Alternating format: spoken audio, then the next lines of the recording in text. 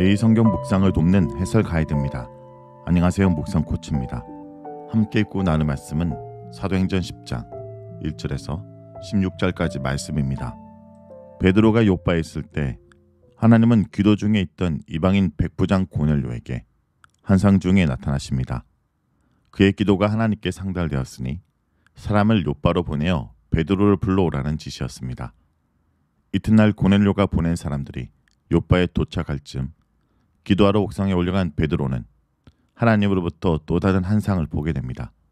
부정한 음식들을 보여주시면서 잡아먹으라는 환상이었습니다. 이런 일이 3번 반복되고 환상은 사라집니다.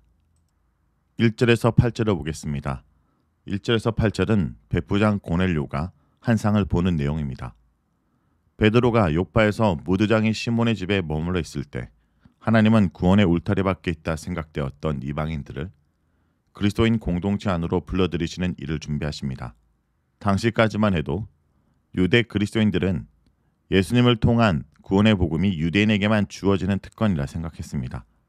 그러나 고넬료의 해심 사건은 이러한 편협한 생각의 장벽을 무너뜨리고 예수님을 통한 구원의 문이 이방인에게도 열려 있음을 결정적으로 깨닫게 됩니다.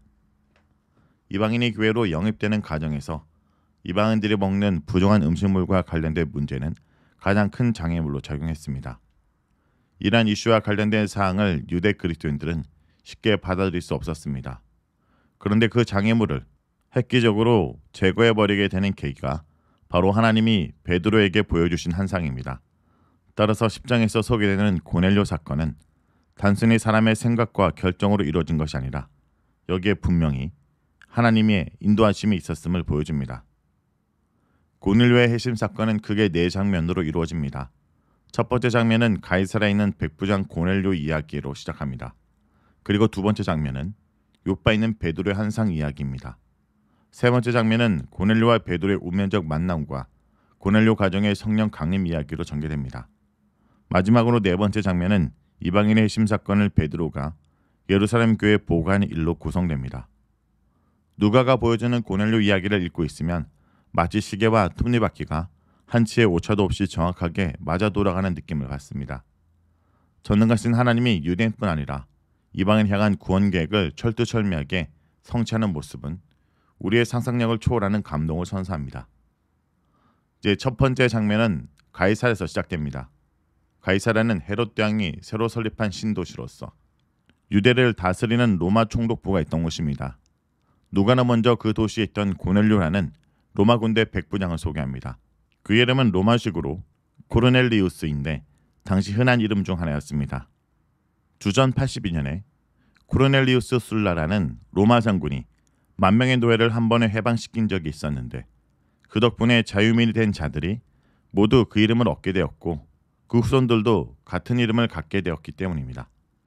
단정할 수 없지만 본문에 나오는 고넬료 역시 그 자유민 출신이거나 그러한 자들의 후손 중 한 명일 가능성이 있습니다. 고넬료는 이달랴 부대라는 군대의 백부장이었습니다. 그는 로마 식민지인 유대 지역에 파견된 로마 군대의 장교였습니다. 2절에 경건하여 온 지방과 더불어 하나님을 경외하며 라는 말은 고넬료가 하나님 경외자였음을 시사합니다. 하나님 경외자는 당시 이방인들 중에서 이스라엘 하나님을 섬기는 자들을 가리킵니다. 그들은 할례를 받고 유대계로 개종하지는 않았지만 이스라엘 하나님에 대한 열정과 관심을 보이며 유대교 회당을 출석하는 자들이었습니다. 당시 팔레스타인에서는 이런 사람들을 다른 이방인들과 동일하게 취급했지만 조금 더 개방적 입장을 취하던 디아스포라 유대인들은 그들을 포용하고 받아들이려고 했습니다. 따라서 단정적으로 말할 수는 없지만 고넬료는 이스라엘로 파견되기 이전에도 이미 하나님을 경외하는 자였을 가능성이 높습니다. 고넬료는 하나님을 경외할 뿐 아니라 백성을 많이 구제했습니다. 비록 이방인이었지만 그 누구보다 믿음과 삶이 일치하는 삶을 살았던 훌륭한 신앙인이었습니다. 누가가 사도행전에서 이미 소개한 에디오피아 네시와 본달렉의 고넬료는 모두 하나님 경외자였습니다. 또한 나중에 바울이 세운 교회의 이방인 신자 중에는 하나님 경외자였다가 그리스도인으로 회심한 경우가 많았습니다.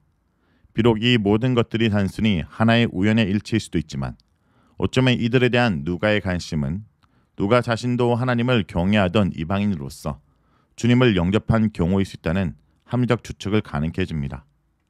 제9시는 오늘날 시각으로 오후 3시에 해당합니다. 이는 예루살렘 성전에서 제사와 함께 백성이 기도하는 시간이었습니다. 아마 고넬료도 이때를 따라 기도의 시간을 가졌던 것으로 보입니다.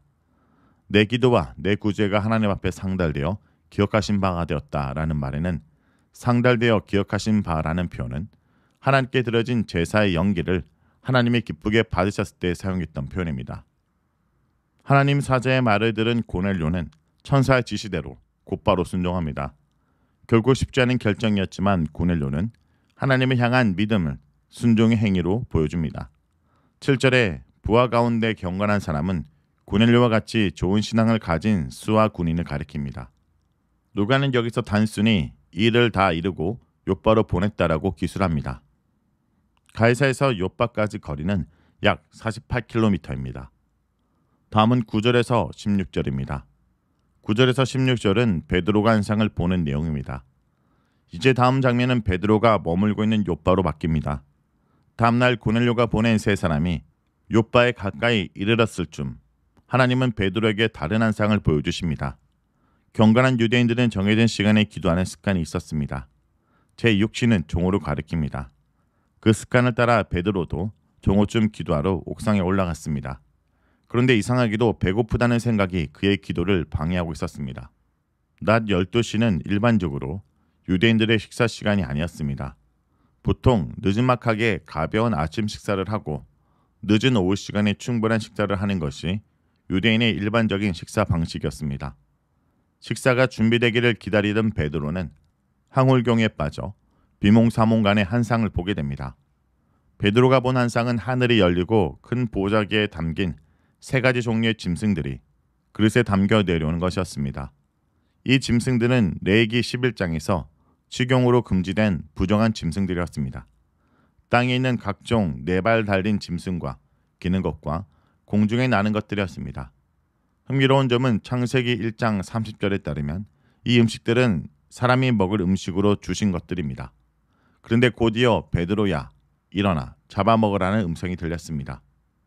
이에 베드로는 이와 같이 깨끗하지 않는 부정한 음식을 자기는 결코 먹을 수 없다며 손살에 쳤습니다.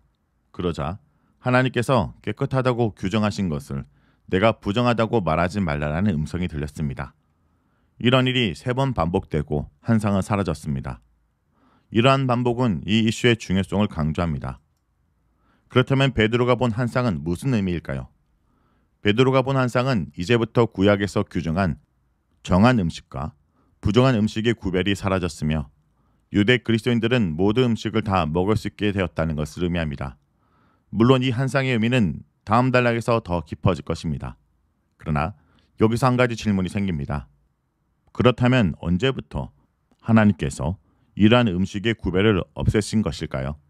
물론 간단한 대답은 하나님이 이것을 선언하셨을 때부터라는 답변일 것입니다. 하지만 나중에 초대교회는 이 율법의 폐기는 예수님이 사람 안에서 나오는 것이 사람을 더럽히는 것이지 밖에서 들어가는 것이 그렇지 않다라고 말씀하실 때 이루어졌음을 깨닫게 되었습니다.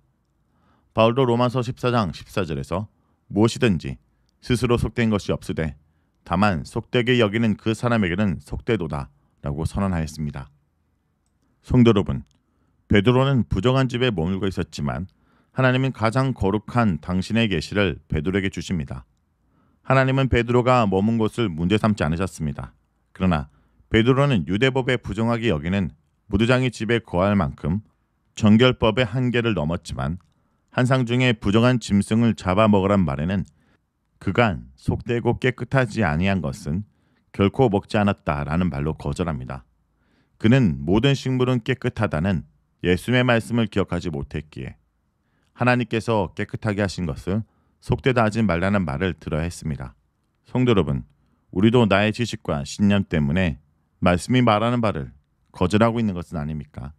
나를 새롭게 하는 그 새로운 말씀을 따라 오늘도 나의 고정관념과 편견과 한계를 넘어서 말씀을 따라 순종하는 주의 백성들이 되길 간절히 기도합니다. 말씀을 놓고 기도하겠습니다. 주님, 어떤 간습이나 고정관념보다 오직 하나님의 말씀만 순종하는 믿음을 허락하여 주시옵소서. 예수님의 이름으로 기도합니다. 아멘.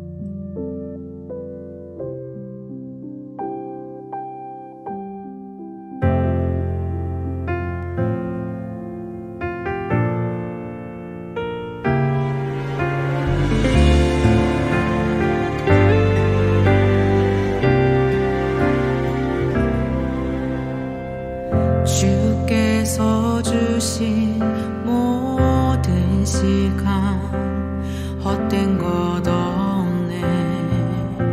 그 어느 것도 주의 뜻 알기 어려워도 이유 있음을 알기 원해.